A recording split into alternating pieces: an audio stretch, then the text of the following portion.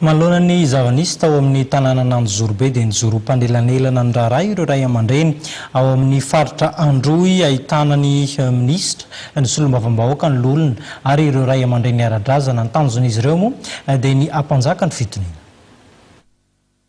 Nijoro ireo ray aman-dreny avy amin'ny faritra Atsimon'Nosy iny izay nahitana solombavambahoaka, loholona ary ray aman-dreny ara-drazana ho mpanelanelana manoloana ilay raharaha Anjorobe izay nahavoatontohana ny zanak'Androy. Nivoatra nandritra ny fotoana fa tsy miady zany ny zanak'Androy. Zahay ekipa teto zanak'Antsimo, zanak'Androy dia tsy maintsy hitady miala olana fa tsy misy olona na avy agny na toy na zavafantany hafa mahazo tombotsoa amin'ny fivolonta amin'ny fifamonoa zay fa tsika tsy maintsy mitady alaolana mba hampilaminy fandehan-draha soa ihany.